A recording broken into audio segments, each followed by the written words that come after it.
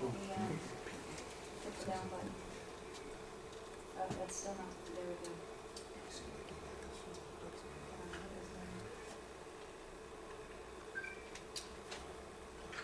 Yeah, you're just gonna have to. There you go. So, one at a time on the down button, okay? Sorry. There we go. Sorry about that. Alright. Well, anyway, Brickfront Properties and Construction, like I said, we bought our first property in 1989. I started with my brothers, and then from there we just expanded.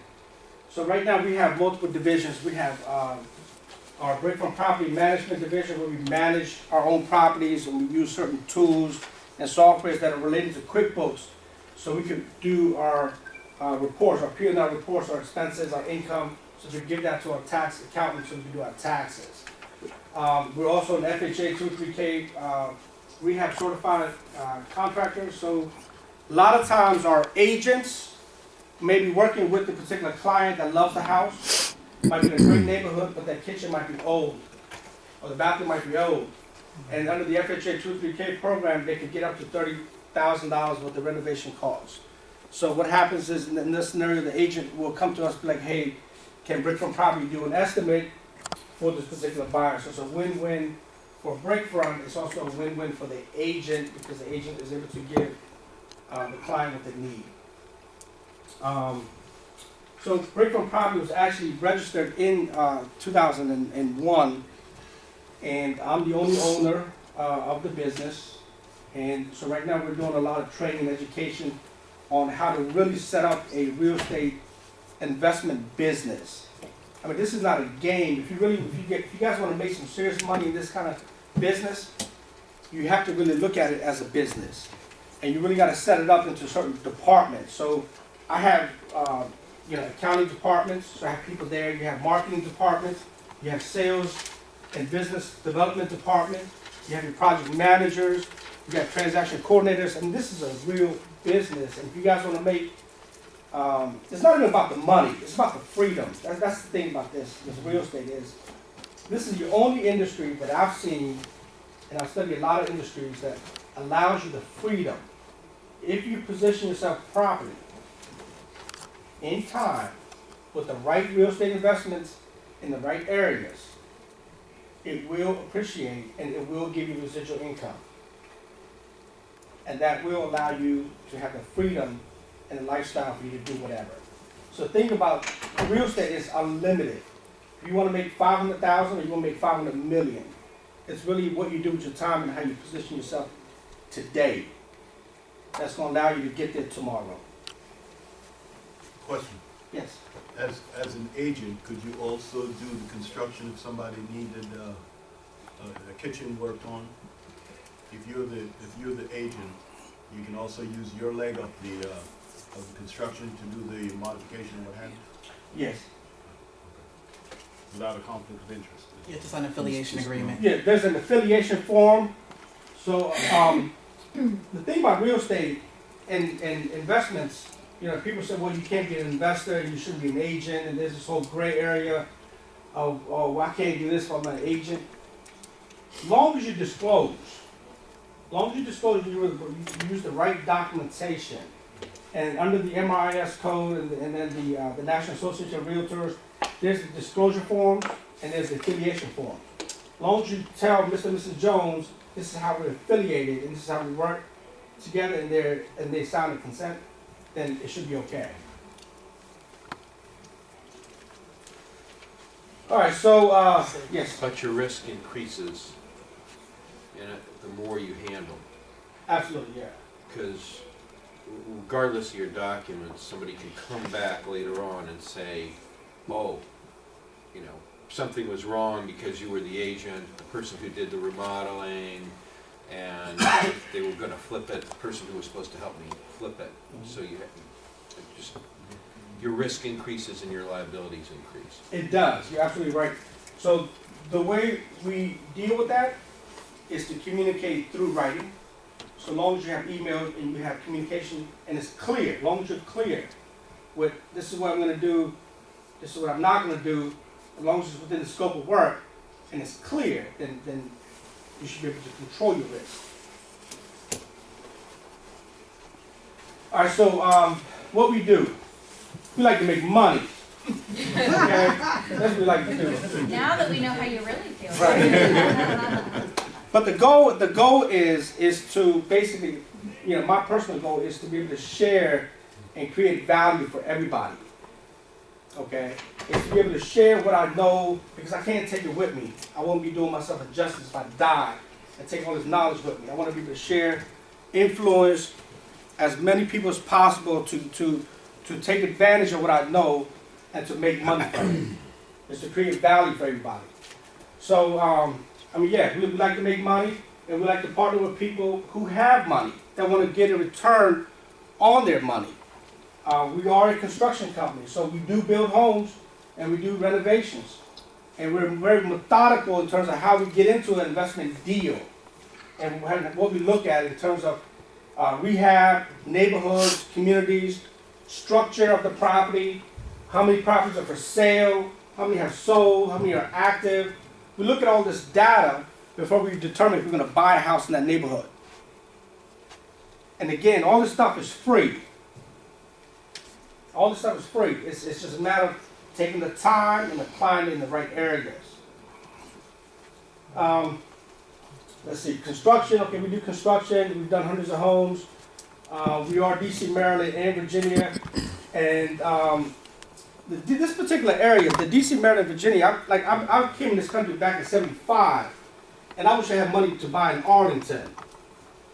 Arlington, Virginia has totally changed. Boston Commons, if you guys are familiar with that area. Okay, so, this particular area, because we have the government, and we got the contractors, and we got the lawyers, and we got this large association, we are protected in terms of real estate to a certain degree, right? So right now, if you look at the data for DC, Maryland, and Virginia for the last 16 months, the housing market has totally changed in our area. There's multiple offers. I just had a huge bidding war on 3 properties. And these are cash offers. So our area is changing. So if you guys want to get involved, understand your particular area, understand your backyard, understand what's going on in your neighborhoods and your communities. You don't need to go to Detroit or California to make money in real estate. You can make money right here. You just got to understand what's going on and pay attention. And that's what we do. We pay attention to a lot of data. Sid, Yes. one of the ways that your organization, along with District REIA, when you say you need to know your backyard, well, I had no idea what that meant when I got started. I mean, how do you know market? One of the things that we do and Sid does is really spend a lot of time on helping you to understand, how do you do that? How do you find the markets? How do you deal with the markets? How do you know what your markets are? How do you know economical research, demographical research, psychological research, employment growth, major employers?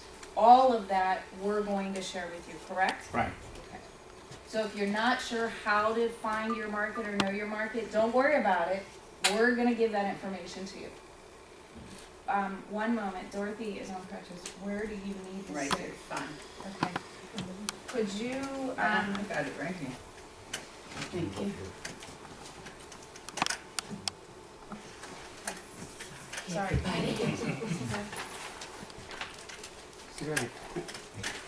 I had a quick question, Sid. Yes. You just mentioned bidding wars and you mentioned cash offers.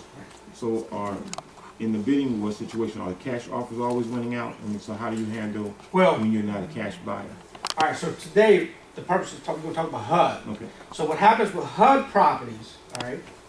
So the HUD properties, when they first come out, there's a time that is allowed for only primary residents to bid on those, it's 15 days, 16 days. And then after that, then as an investor, you can go and bid on those. But there's a time that is only available for primary residents. So they get first dibs. Absolutely. Primary for any agency will always get dibs because people want people in homes. They don't want investors flipping houses. still Yeah, because the government's goal is to help, okay, and they do give the option available, even with Fannie Mae, Freddie Mac, and even some of the banks now starting to change some of the guidelines around. To be able to say, look, if you're a primary residence, let's try to work with you and get you into a home. Because they want to encourage home ownership. But at the same time, they have a large inventory, and they know investors will come in and they'll buy 10 at a time, 5 at a time, 7 at a time, which will shrink inventory and bring cash flow back into the economy. Right? So the government is also looking at from a generic perspective in terms of the economy. What can we do to get the economy moving? Is to get rid of these homes and get these homes back into a livable position where you have a family there. Either they're paying rent or they bought it. Yes. Question, are HUD properties or government properties more viable or less viable to wholesale? And if so, what are the differences? You cannot wholesale HUD homes. You called me on that the other day. You cannot sell HUD homes. So if you're gonna play and bid on HUD properties, be ready to execute. And when they say your bid is approved, they'll give you a smart amount of window 48 hours.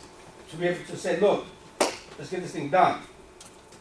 So if you're gonna bid on HUD properties as an investor, make sure your contractors, your cash, your money, everything is lined up. Because once they approve it, you have a very small window and you cannot wholesale or assign HUD properties. Question? If you're going to be a resident in a HUD home, and you said that there's a period of time before it gets to the investors, if say you come in and bid $300,000, you beat the other home, the people who are going to move in there. Does it after you then do they if HUD likes that offer, does it still go to the investors, or do they sell it to you before it gets to the investors? You want to answer As far as I mean, if your deal is larger than the primaries, that? His primary resident, he just put a contract in for $300,000. He outbidded everybody As all the residents. As a primary resident. with your primary, right? Okay. Right. Does it still go to investors If to you- put a bid on it No, after that period HUD of time? has certain time frames of their windows. Okay. So if you're a primary if you're a primary and you're gonna live in that house and you put a bid and they accept it, that bidding shuts down. They shut it down. It will stay open. So they say if HUD goes, everyone that wants to bid who's a primary has between December 1st and December 7th to bid. Okay. Everybody can get in on that time frame. After that, bless you. After that time frame shuts down. Now let's say that nobody bids, then that's when it starts the trickle effect of everybody else. Then it'll be, because technically it's primary, nonprofits, and government. Those are the three. Investors, you're last on the list. They will make sure everybody gets a bite of the apple before you do. Okay. Okay. So it's the list. So It's a list. if you make lists, or they have some criteria to say that this is an acceptable bid. Mm-hmm. They'll take your bid. If they have 10 people that have bid it and you're all primary residents, someone has to sit there and literally look at your loan. They gotta look at if you're a cash person. Everything starts playing into play. You know, did you ask for more closing cost help as opposed to the next one? It works the same way. That works the same way if I'm a regular agent and I get 10 contracts in front of me. I gotta lay every contract out and I gotta see your bid may be higher, but maybe what if you're asking for $15,000 with the closing cost help? Okay? So that's cutting out on my bottom line. So I'm gonna look at the next person whose bid maybe $290, but they're not asking for anything. I'm gonna go with that $290 as opposed to your higher bid because at the end of the day, that's less money in my pocket. And once they have logged on and submitted their bid, I Okay, think this is where confirmation. he's going to, they've submitted their bid. At what point how do you find out if you Okay, won or not? Your agent, the agent on staff needs to make sure that if you put a bid in and they need to make sure they look at the time frame where it ends. So if the bidding stops on December 7th, that agent needs to be looking at their email. Because after that time frame, HUD has a 48-hour policy. So after 48 hours, once your bid is accepted here, they'll tell you have until the 10th to get us that Viva FedEx. So that means that we need a $1,000 EMD made payable to HUD. You cannot electronic sign documents with HUD, so you have to be ready to go. So if you're somewhere in South Dakota bidding on a property, you better be ready to fly to Maryland in 24 hours to sign your documents, because there is no back and Could we forth. back up for 1 second? Mhm. Some people may not know EMD. Could Earnest, you? I'm sorry, earnest money deposit. Your earnest money deposit. And the only way to get that back is if something should go wrong on a lender's end. You know, you have, maybe you lost your job and you can't afford the house, but you can't lose out on an EMD with HUD too. Yes, Does sir. that answer Now- your question? I wrote something down, 48 hours as investors we have to. It's everybody. It's 48 hours from the time your bid is accepted. No, I'm talking about as investors. Mm-hmm. Everybody's gone through, nothing happened, and now it's open to It's us investors. as investors. Mm-hmm. And we put in our bid, you said we have 48 hours to, Once your bid is accepted by HUD, you have 48 hours to sign your documents and get HUD back their paperwork. and we can't flip that property. You cannot flip a HUD property like that. You have to take it all the way to the closing table. Then you can do whatever you want. You can rehab it, flip it, but you have to take it all the way to the end. Okay. So yeah, so just to piggyback, so that means double closing. Oh, okay. Double Yeah, closing. you would have to do back to back. Now, if the margin, if the numbers are there, and every investor is different, so some, like, you know, some of you might be happy with 5,000, some may be happy with 10, some may be happy with 20. So let's just say, if your bid got accepted, let's just say at a $100,000 margin, right? And you had to go to settlement, all the way through settlement, pay your closing costs, your transfer, recordation fees, all those fees. Okay, so let's say that's a $5,000 cost. So now you're at 105, right? So now let's say you get transactional funding, which will fund your deal for that day, usually 24 hours. So let's say that costs you another 5, that's 110, right? So now let's say that you flip the deal, something for 150. You got enough meat in there, you got enough margin in there to be able to do that transaction. But if your margins are not there, and you're paying all your fees between the first settlement and the second settlement, then you really got nothing left other than risk.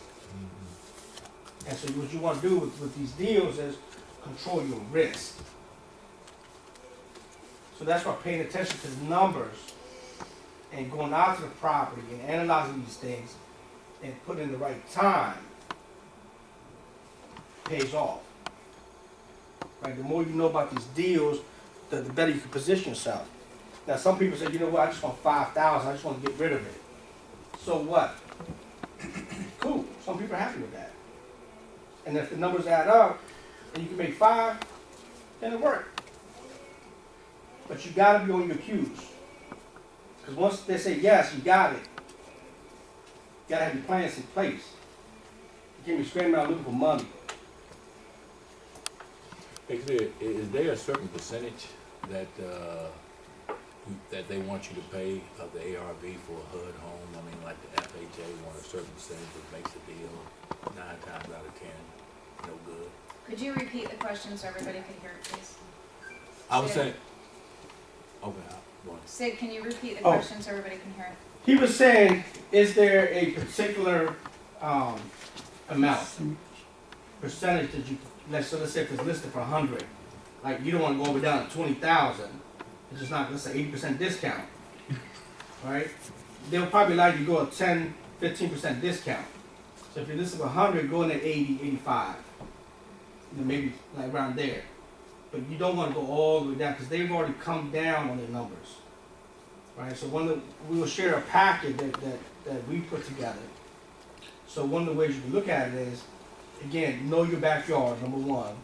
Know where the properties are. Because if you see something on 3rd Street Northwest, and it's listed for 130, and it's a 3-bedroom, you know that's a deal. I just know that's a deal top of my head because I know my area.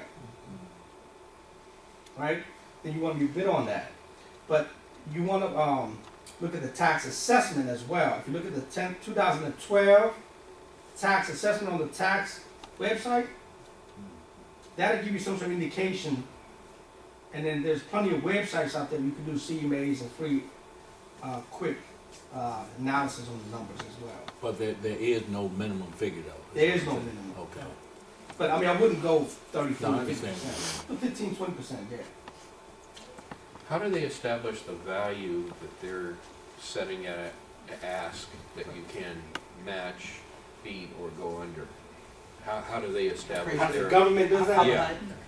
They get, each home is appraised.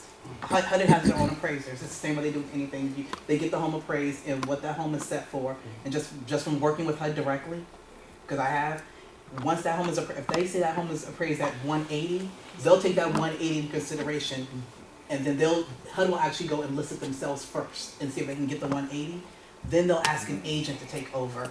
That agent will put together their market analysis on the house. And then if there's some sort of difference, they'll somewhere come in between. But there's not really between the appraiser and the agent, that's how they come up with their figure. And then they'll sit there and they'll go, this is how much we want to make from this house. Depends on, so if your bid isn't even close and they're not gonna make any money on it, they won't even take your bid. So it just. All right, what I was wondering about is the time it takes to do that in a rising or falling market. If they list it and the market's falling, or they list it and the market's rising, it may be a better or worse deal depending on what the present market conditions Every are. If 30 it takes a days. couple months, and I'd looked at some HUD houses, and it was at the time 6 or 7 months between the time they had gotten their appraisal and the time they actually had it out for, and I was looking to live in it, so I was a resident buyer, first person type to see the deal. And it was a falling market, so they were thinking it's worth at least 100,000, and it was not worth that. Was it listed with the agent at the time? Yeah, they had an agent, Okay. and the agent was just convinced that the price they had it listed at was the best price possible, but there were a lot of reasons it wasn't. The only way to possibly get around that agent, if that agent honestly believes that's the correct price, they're not gonna go to the asset manager and go, there's something wrong with this price. For an agent to kind of battle with the government over the price of a home. No, that's fine. Yeah, but As an yeah. investor, this is a business. It's every for 30 us. days. They're supposed to do it every 30 days. Right, but you They just don't. need to be aware what the market's doing when you look at some of those. Because today's great deal in a falling market is bad by the And time you that- close. And I think Right. all of that is very relevant, Right. but when you're dealing with the government, they don't care. Yeah. If they say that the price is 130,000 and you wanna argue that it's worth 100 and they don't care. So Move on to the Yeah. next Yeah. deal. It's Yeah. not Yeah. worth spending my that point. level of Yeah, energy yeah, it worrying does. about it. just like a bank, they don't care. Yeah, they don't care. But just to touch on that, so okay, this again, one of the things that we're trying to teach here is the investor agent program. Okay, so let's look at that. So if he was an agent and he was an investor minded agent and he had the right data, the right skill sets to be able to negotiate the deal, right? So the government has it listed for a higher price than what it's actually worth. So put on your investor agent hat on. So you're able to go out there, you're able to look at the data, you're able to look at the house, you're able to look at the rehab budget, you're able to do a CMA, you're able to do an analysis. Then you can go back to the government and say, here's why I believe this property is worth 100,000, not 130. And you provide the right information along with your package. Then there is a possibility where you might be able to get it. But if you don't connect the dots and you don't put all the stuff together, it's not going to work. So that's what we're trying to teach between the district REIA and Brickfront. And the next stage is for you guys to utilize the information that's out there and put it all together and submit complete packages so your win ratio goes higher. Right? So it goes back to knowledge and education. So would you do that on every deal, go ahead and put a package together like that? Well, no, it goes back to all negotiations. It goes back, I mean, if you really want the house and you really truly think that there's 6 inches of water in there, okay. If you know there's water, you can take pictures, you can provide proof, because the banks don't know all the time. they're like totally disconnected from the property. But if you can provide them information, then they're able to relook at the stuff, then yeah. So, all right, anyway, so we're gonna keep moving, we're on a time schedule. Nisha's like my mom. Time is money. Yeah. All right, so here, this particular, go ahead, talk about the site. Okay, this particular is a screenshot of the actual HUD website, www.hudhomestore.com. www.hudhomestore.com. This is the actual NAID application. A NAD is a government issued number that's only given to either nonprofits, government agencies, or brokers, not the agent itself, but the broker office. You need an NAID number to actually bid on a HUD home as an agent. So your broker, What's an NAID? it's a government number. It's a government tracking number, almost like your tax number. That's how they're gonna find you when they're looking for you. Bless you. But that NAID number is given to real estate Brokers. brokers Only. only. So if you want to do HUD business, you have to line yourself up with an office that is already HUD approved with the NAID number that's active and good standing. That's how you as agents / investors are going to be able to get to some of these properties on the HUD store. So you got to affiliate yourself with a HUD approved office. Like Next Stage, we are a HUD approved office, and we're investors. We have access to this. Now, also, what happens is you'll also get keys. These are HUD keys. Those are the keys to the city, honey. Okay, these keys allow you to get into HUD homes, and you can only get these keys when you're part of the NAID program, and then so you could go and inspect these properties. They'll give you the key cuts. Each HUD home there's actually only 5 set of HUD keys, and they're all standardized key cuts. So pretty much anywhere in the country, you're gonna have the same five key cuts. So Mid, we need your business card. Pretty much.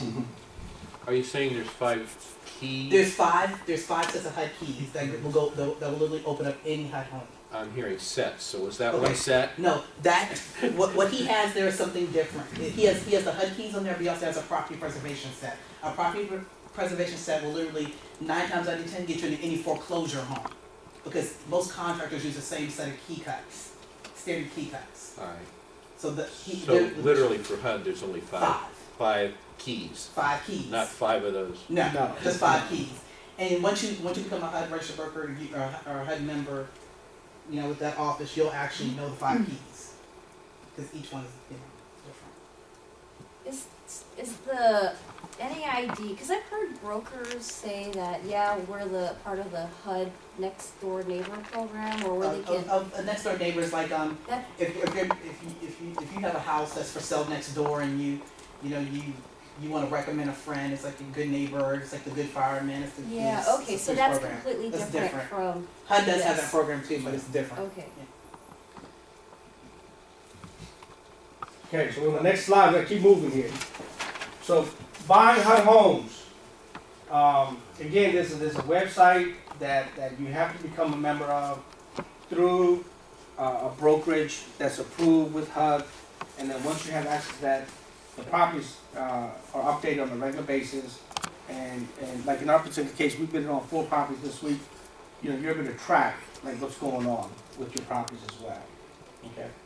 So I'm not gonna spend. Again, you can go to the website there. You can read a lot about it, and it talks about there's videos, there's how to get involved, and all kinds of information there as well.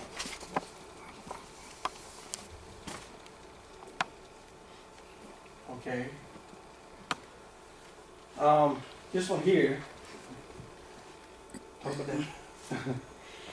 Anyone can buy a HUD home, but it depends on who you are. So government agencies can buy HUD homes, of course. Nonprofit agencies can buy HUD homes, of course. The average person, like if I didn't have a license, I couldn't buy a HUD home.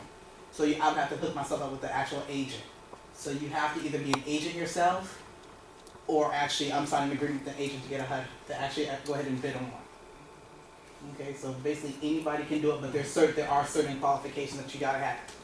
So HUD, when you make sure you have your pre-qualification letter sent in. Yeah. If you're doing a cash deal, you're gonna have to have your proof of funds.